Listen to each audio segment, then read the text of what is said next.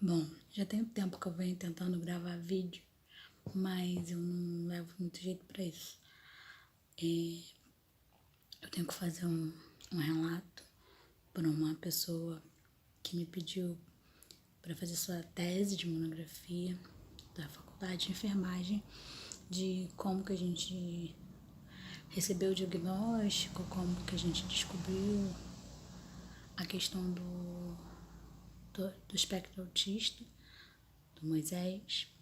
E ainda é uma coisa complicada para explicar, mas vou tentar mais ou menos. O Moisés, e quando eu estava grávida do Moisés, acho que uns 5 ou 6 meses de gestação, um casal de amigos próximos recebeu o diagnóstico do filho de 2 anos do autismo. E com isso eu ter estudado na faculdade alguma coisa sobre o assunto, era um assunto que me interessava um pouco, eu tinha alguns contatos, então eu voltei a pesquisar sobre isso e muitos daqueles sintomas que são os mais comuns ficaram meio que ligados assim na minha cabeça, como se fosse um sinal de alerta. Quando o Moisés nasceu, eu percebi que ele não me olhava nos olhos intensamente enquanto mamava. Ele desviava o olhar, a maioria das vezes. E eu comentava isso com o pai dele, e o pai dele não aceitava. Achava que eu estava projetando por causa desse filho do nosso amigo. E o Moisés foi crescendo, desenvolvendo algumas coisas normais, a parte motora dentro do esperado, mas eu percebia que a parte de interação, a parte social do Moisés era diferente. O sorriso social não veio, ele não ria quando olhava pra gente, ele normalmente não ria para as pessoas, ele só ria para um boneco que ele gostava muito. Foi o primeiro sorriso dele. E ele normalmente não ria quando as pessoas brincavam com ele, ele só se tocasse, se fizesse cosquinha ou alguma coisa assim. Só a brincadeira não fazia ele rir. Ele estava sempre sério. Ele atendia pelo nome. Ele tinha um pouco do olhar. Ele olhava pra gente, tinha um pouco de atenção compartilhada também, que é olhar para você, olhar para o objeto. Mas ele não ria. E chegou um determinado momento em que ele passou a meio que interagir. Então eu fui meio que deixando as coisas acontecerem. O Moisés começou a brincar de forma diferente com os brinquedos, ele não dava a função correta, ele jogava muitas coisas, tudo que ele pegava ele jogava. Ele brincava com a roda do carrinho, virava o carrinho, brincava com a roda, só mexia com as rodas. E isso também é bem comum. E por volta de 1 ano e 4 meses, ele parou de atender pelo nome. Ele atendia o não, ele atendia pelo nome. Ele parou de atender pelo nome e parou de balbuciar, porque ele balbuciava, dava a impressão de que ele ia falar. O simbólico não veio, ele não batia palma, ele não dava tchau. Mas ele, com essa idade, mais ou menos, por volta de 1 ano e 4 meses, acho que um pouco menos, ele começou a ficar sem falar, né? Parou de balbuciar, parou de atender pelo nome. A gente achou que pudesse ser algum problema de audição. Então eu comecei a procurar profissionais que pudessem fazer essa avaliação. A princípio fui questionada por ser um pouco de exagero, porque ele era muito pequeno, ou eu estava vendo coisas que não tinha. E a gente começou a correr atrás, ele foi avaliado por uma equipe multidisciplinar que é composta por psicopedagogo, fono, psicólogo, né, da equipe da doutora Desi Serra, no Instituto Teresa Serra. Foi onde a gente levantou a primeira hipótese diagnóstica, né, que ele poderia estar dentro do espectro autista, e começamos a tratar. Lá mesmo ele começou a fazer fono. Por quê? Eu tinha a teoria de que com 1 ano e 6 meses ele passaria por essa faixa etária mais ou menos, ele passaria por uma poda neural onde esses sintomas se agravariam se ele tivesse mesmo dentro do espectro e sem nenhum tipo de estimulação. Então eu queria de qualquer forma que ele tivesse fazendo algum tipo de estimulação nessa faixa etária, porque o risco dele ter esses sintomas aumentados ou dele perder algumas coisas que ele ainda tinha eram grandes.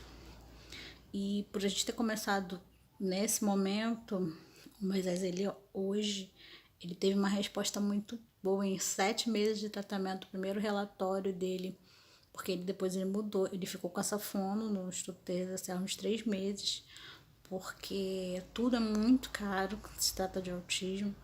O convênio não te dá suporte, mesmo você tendo convênio, você não consegue pelo SUS.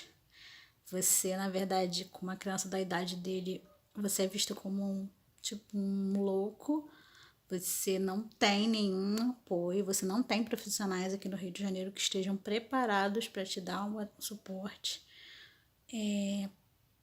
de terapias, né? Você tem neuropediatras bons, mas é difícil de conseguir. O meu filho faz o tratamento no SUS, no hospital universitário, porque na época os professores do hospital universitário podiam solicitar aquele paciente como se ele fosse seu objeto de estudo e conseguiria abrir ficha para ele. Foi assim que a gente entrou para atendimento com a neuropediatra dele no hospital, onde ele faz tratamento. Hoje a gente tem um pré-diagnóstico, né? Ele tem um CID, de transtorno global do desenvolvimento, que, segundo a neuro dele, é o utilizado até 5 anos de idade, né? Onde a gente, dentro da nova classificação, que é a DSM-5, ele tá dentro do espectro autista, ele faz fono, ele faz psicóloga, e a gente está avaliando com uma terapeuta ocupacional. A fono é pelo convênio, a TO e a psicóloga, ele é paciente social. A gente está na luta para conseguir provavelmente acionar um convênio na justiça e para poder cobrir esses tratamentos, porque não é simples, né? Mas ele evoluiu muito. Dentro do quadro ele mostrou uma evolução grande com as terapias. Ele hoje já usa algumas palavrinhas quando ele quer alguma coisa, um dá, um me dá, às vezes quer. Ele se comunica melhor, porque ele não solicitava ajuda, ele se comunicava, a comunicação dele era muito pequena, né? Ele tá na escola também, começou esse ano, tá começando a melhorar algumas coisas na questão social, também por causa da escola. E a outra coisa que a menina me perguntou foi como que a gente recebeu esse diagnóstico. Para mim, o diagnóstico ainda não tá 100% fechado, mas assim, não foi... ninguém fica feliz em saber que seu filho tem uma necessidade especial, que o mundo não está preparado para isso. Mas não foi uma coisa que...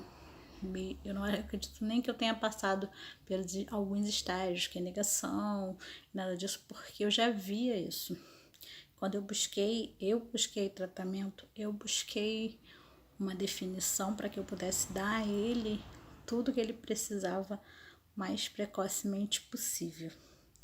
A gente ainda tem uma certa resistência com a família que não entende, né? Uma parte da família que não entende bem esse diagnóstico. A gente tem medo do futuro, né? De como vai ser. A gente tem ansiedade normal de pai, mãe, para saber se ele vai falar, quando ele vai falar. É muito difícil lidar com uma criança não verbal, porque ele, por enquanto, é considerado não verbal. A gente acredita que ele vai desenvolver fala, que ele vai conseguir fazer suas atividades autônomas, né? e falar, porque a gente está trabalhando para isso, mas dentro do espectro autista a gente não sabe. O Brasil é um país que está praticamente rastejando no diagnóstico. Intervenção e diagnóstico precoce é uma coisa que ainda não existe. Os diagnósticos são tardios, intervenção mais ainda, porque quem depende da rede pública não tem profissionais que atendam. Na rede privada, pelos convênios, a maioria das vezes você também não consegue, porque ou tem profissionais que não têm capacitação específica para isso, ou não cobre, ou cobre uma quantidade mínima de sessões e começa a te criar uma série de dor de cabeça para poder dar o atendimento para o seu filho. E você tem ONGs que fazem alguns trabalhos, mas as ONGs não dão conta da demanda.